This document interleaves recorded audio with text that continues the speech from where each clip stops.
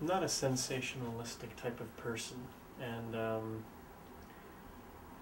I find myself uncontrollably interested in seeing every single tidbit online, seeing every single interview that I can find. I've watched every single one up to right now that I could find anywhere on the internet, YouTube, anywhere else. And I ask myself, well, why is this happening? Why am I so interested and so drawn towards this? And the reason this is a surprise to me is that for the last 3 years or 2 years or year and a half, I haven't paid attention. 2.5 years, or about 2.5 years, I haven't paid attention to politics or the war or anything.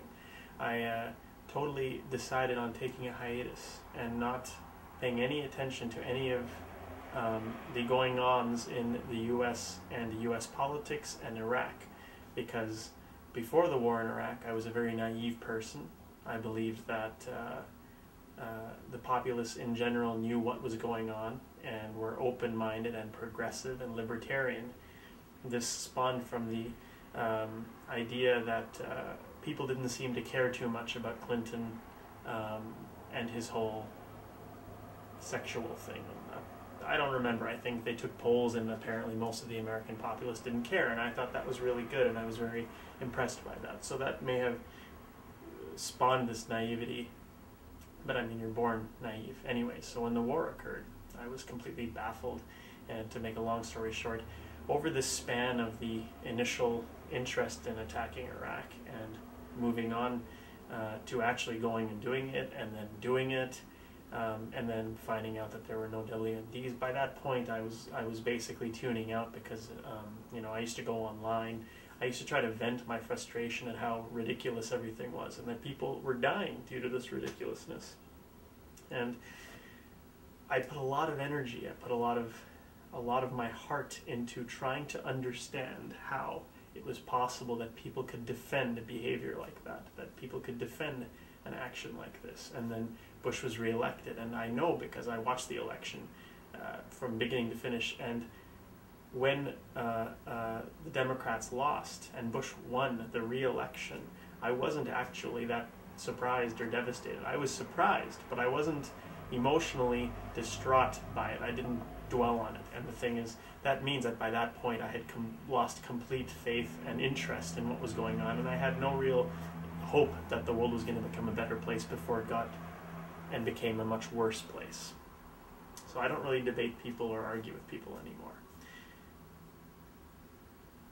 But the amount of angst that I went through during that period, and my eventual lack of interest in politics and trying to save the world or better the world in a political manner from that point forward, all that angst, I think, is like a form of trauma or something. And now when I see interviews with Ron Paul, and increasingly so, it's this thing where it feels like maybe I don't have to lose faith. Maybe I can try to believe that perhaps there's a chance in hell that Ron Paul will win, and the U.S. economy won't go to hell, and there won't be another huge terrorist attack on American soil that'll definitely be worse than 9/11, and people in Iraq won't die, and obviously there'll be a short term of civil war, or however long it is, but the point is they'll figure it out, and they'll sort it out, and they'll be an independent nation, and that'll be it, and that'll happen around the world when the U.S. withdraws. And I dream of all these really good things happening, and I hope that all these good things happen. But again, I'm still a realist. I'm still traumatized by what happened during the war in Iraq, and so I have a limited amount of faith.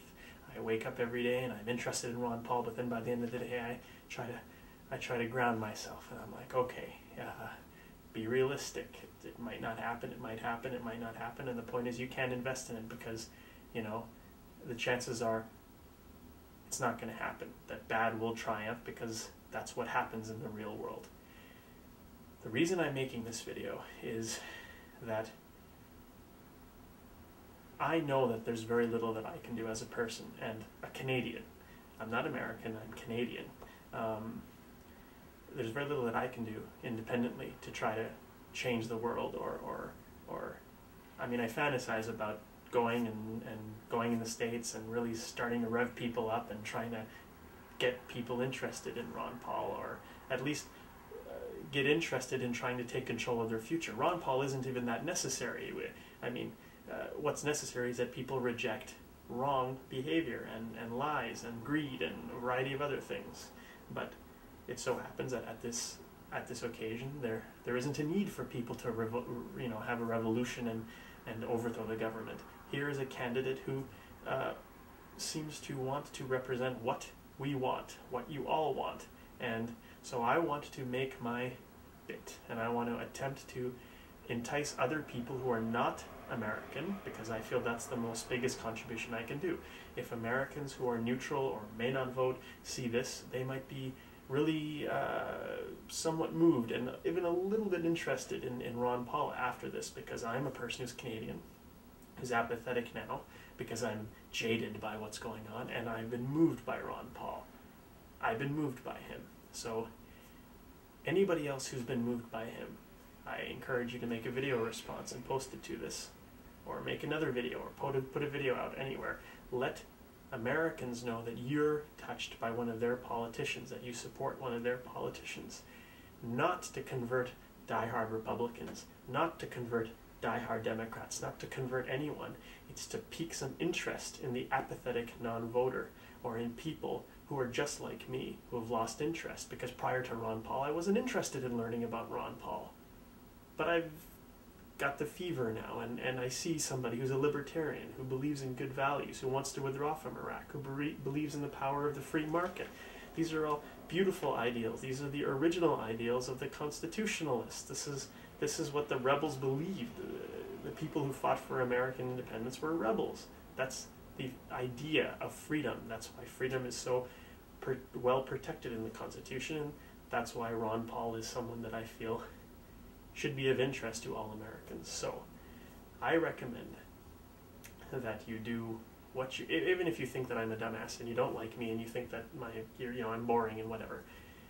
All I'm trying to say to you is give yourself the opportunity to at least view a speech by Ron Paul, or remember the name Ron Paul and just get a little bit of interest in it. And if you're totally apathetic and you don't want anything to know about anything, and you don't want any involvement, just watch one of his speeches.